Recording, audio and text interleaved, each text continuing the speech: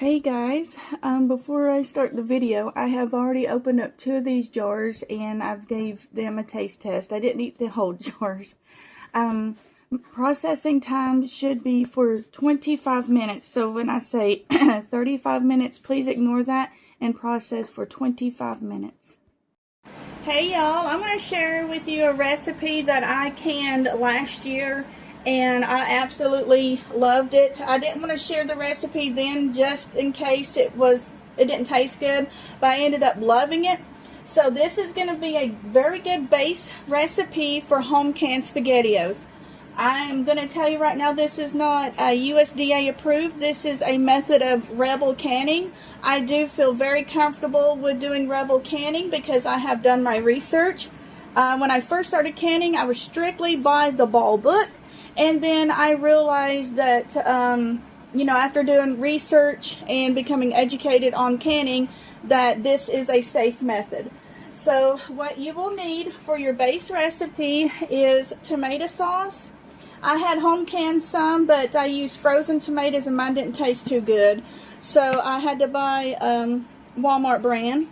And then you'll need some chicken broth. I use water with this Knorr chicken bouillon. It is absolutely delicious. And then you're going to need some small pasta. And fortunately, I could not find like O's or circles. So in the Mexican aisle at Walmart, I was able to find some tiny shells. Unfortunately, they only had 2 packs. So I got tiny shells, and then they had like a tiny spaghetti, I guess you could call it. I don't know, but you can use any shape that you want. You can use elbow macaroni as well.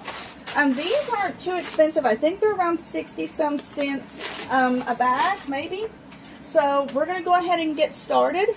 I just opened up one of my tomato sauces. So no matter what size tomato sauce you use, you're going to use a 1-to-1 ratio of tomato sauce and chicken broth. So I'm going to go ahead and put my tomato sauce in here in the bowl. Then I'm going to fill this can up with water. Pour the water into a bowl and try not to make a mess. And then I'm going to add in 3 1/4 teaspoons of the chicken bouillon, and then I'm going to mix it up. Now if you want to add in some Italian seasonings, you may, or just oregano, basil, whatever. And if you want to add in a little bit of brown sugar, you may as well. I have seen some people heat this up over the stove, but I have cold canners, cold jars, and cold contents. Go ahead and once you mix this up, go ahead and taste it and see if you like it. Because I am a messy person. Look at this beautiful jar. Oh, isn't it gorgeous? Okay, so I'm going to add in this mixture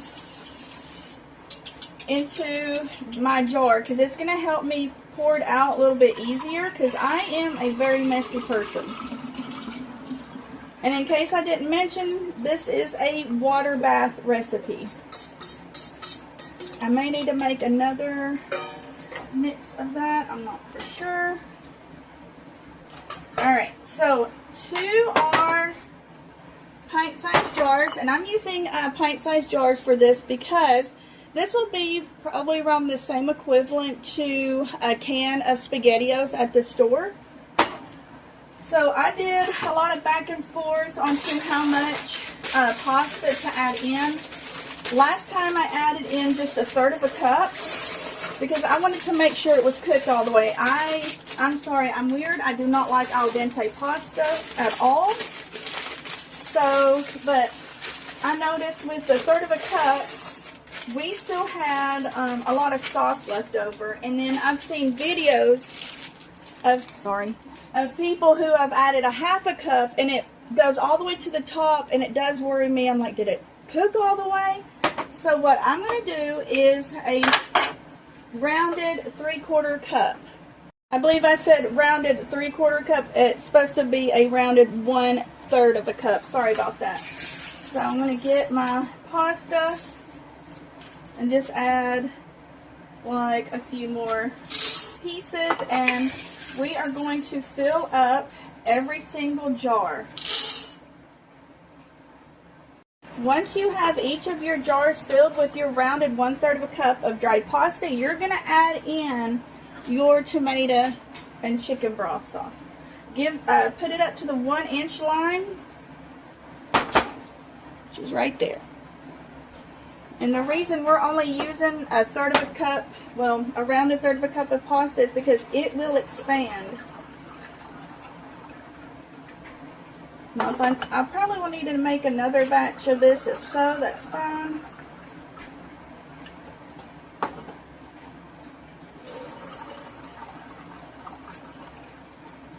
Yeah, I'm definitely going to have to make another batch. Alright, let's go make another one.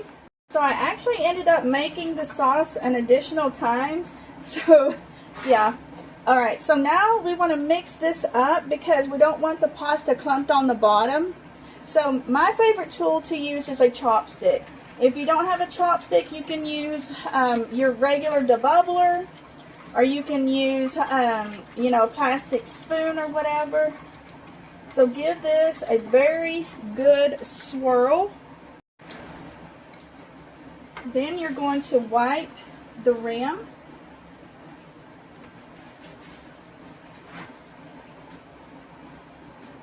Place on your lid and your ring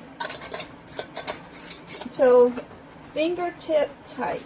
Then I give it just like a little bit more and put it inside your canner.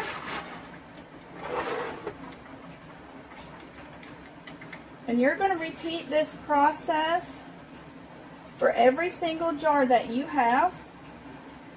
And I forgot to mention that before you put in the sauce, if you wanted to put in like a teaspoon or so of like shredded real Parmesan cheese, you may.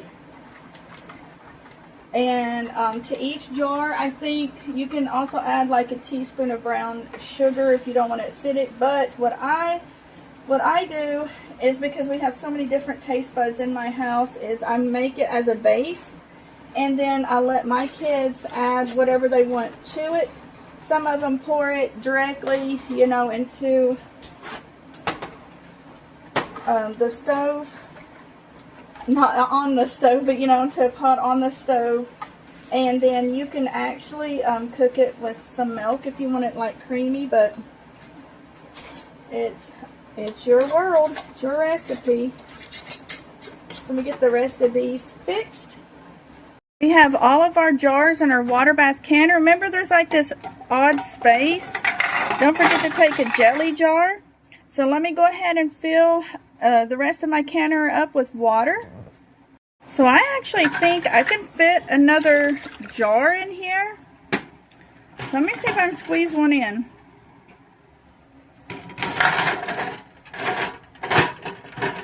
Alright, so I've got in 1, 2, 3, 4, 5, 6, 7, 8, 9, 10. Woohoo!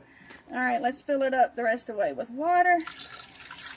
And then turn our heat on to medium and get it rolling. We have our water above our jars at the appropriate level. I don't know if you can see it or not. Alright, so when it comes to a rolling boil, you're going to start your timer. There are 2 different times. If you want it slightly above al dente, I was told the time is 25 minutes. If you want it above al dente, which is where I like it, and some people don't because they're like, that's mush. It's not. You can water bath it for 35 minutes. So I have found some more tomato sauce, and I'm going to make another batch. And what I'm going to do is, I have one of my lids with a dot on it. I have placed a 1/2 cup of pasta in this jar, and I'm going to put that lid on it so I'll know, so we can taste to see what the difference is between a 1/2 cup and a rounded 1/3 of a cup. We are at a rolling boil, so we're going to start our timer for 35 minutes. Our timer has went off, so we've left the lid on it for about 10 minutes. Now we're taking the lid off, And if you just heard that, one of them has sealed, so we're going to leave it off for about 5 minutes and we're going to remove them from the canner. Alright, ignore my messy table, but here are the jars that have a rounded 1/3 of a cup of the shell pasta. I'm still waiting on the other jars to finish cooling before I take them out of the canner, and we'll compare them. Alright, the rest of them have come out of the canner. So remember, here's our one we put a 1/2 cup in. And it looks pretty full. And then this one's, oh yay, a ping, just a little over 1/3 of a cup. And it has just a little bit more sauce in it. So I bet with the spaghetti, like the spaghetti noodles that we used, I could use a 1/2 cup. But I don't know. We probably could for the tiny shell as well.